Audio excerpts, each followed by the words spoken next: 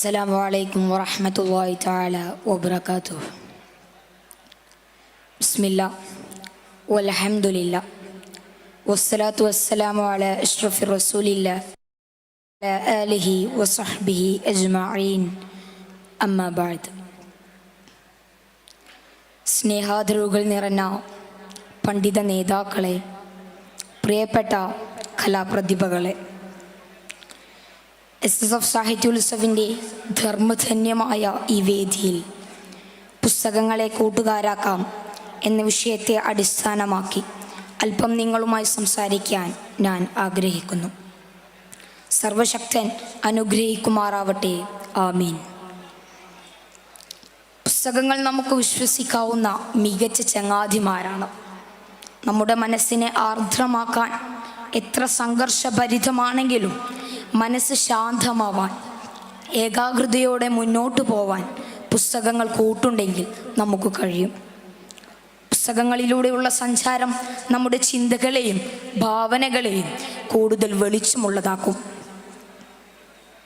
ഈ ലോകത്ത് ഒട്ടനേകം ജീവിതങ്ങളെയും സംസ്കാരങ്ങളെയും അറിയാനും അനുഭവിക്കാനും പുസ്തകങ്ങളിലൂടെ, വായനയിലൂടെ നമുക്ക് കഴിയും. കുട്ടനാടിൻ്റെ ജീവിതവും സംസ്കൃതിയും തകഴിയിലൂടെ എത്ര ഹൃദ്യമായാണ് നമുക്ക് അനുഭവിക്കാൻ കഴിയുന്നത്. ഗബ്രിയൽ മാർക്കോസിലൂടെ ലാറ്റിൻ അമേരിക്കൻ ജീവിതങ്ങളും സാഹചര്യങ്ങളും നമ്മളിങ്ങനെ കൺമുന്നിൽ കാണുന്നു. എൻ ഫ്രാങ്കിൻ്റെ ഡയറിക്കുറിപ്പിലൂടെ കടന്നു പോകുമ്പോൾ നമ്മളും ഒരു 13കാരിയായിത്തീരുന്നു. ആ കൊച്ചു പെൺകുട്ടി യുദ്ധമുഖത്ത് അനുഭവിച്ച സംഘർഷങ്ങൾ അതേ അളവിൽ നമ്മളും അനുഭവിക്കുന്നു. നന്മയിലേക്ക് കൈപിടിക്കുന്നവനാണല്ലോ യഥാർത്ഥ കൂട്ടുകാരൻ.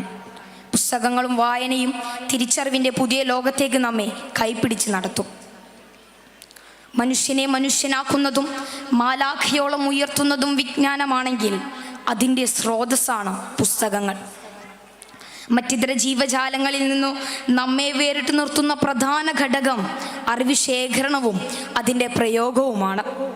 അതുകൊണ്ടാവണം എല്ലാ മതങ്ങളും പ്രത്യയശാസ്ത്രങ്ങളും അറിവിൻ്റെ പ്രാധാന്യത്തെ ഗൗരവത്തോടെ ഓർമ്മപ്പെടുത്തിയത്. അറിവുള്ളവനും അറിവില്ലാത്തവനും സമന്മാരാണോ എന്ന ചോദ്യത്തിലൂടെ വിശുദ്ധ ഖുർആനും വിരൽ ചൂണ്ടുന്നത് ജ്ഞാനശേഖരണത്തിൻ്റെ പ്രാധാന്യത്തിലേക്ക് തന്നെയാണ്.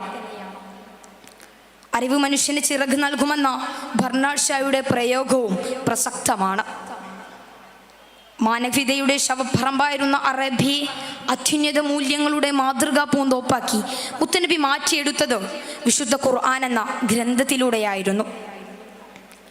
വ്യത്യസ്ത കാലഗണനയിൽ മനുഷ്യരെ ചൂഷണം ചെയ്ത് തടിച്ചു കൊഴുത്ത വിവിധ വ്യവസ്ഥിതികളും പ്രത്യയശാസ്ത്രങ്ങളുമെല്ലാം വളർന്നതും നിലനിന്നതും മനുഷ്യരുടെ അറിവില്ലായ്മ ചൂഷണം ചെയ്തുകൊണ്ടാണ്.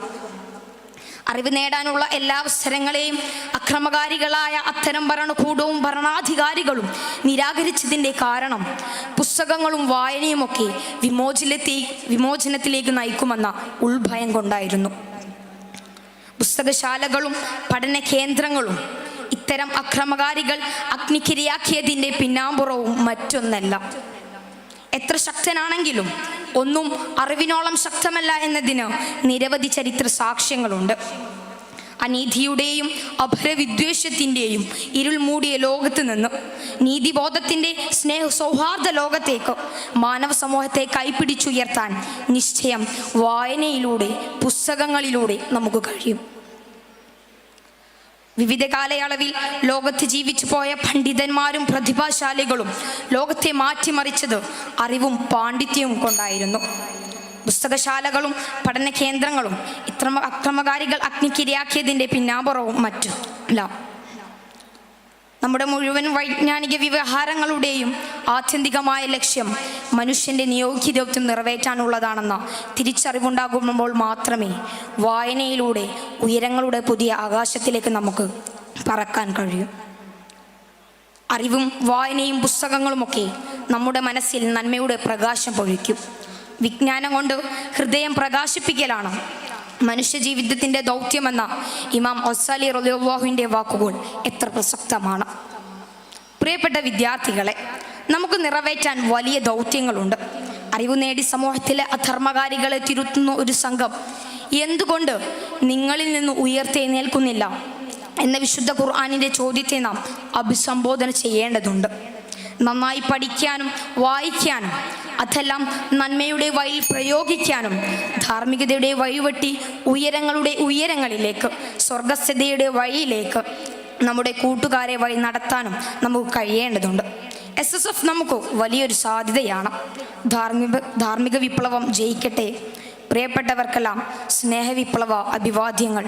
വാഹിറു ദഅ്വാനാ അൽഹംദുലില്ലാഹി റബ്ബിൽ ആലമീൻ. അസ്സലാമു അലൈക്കും.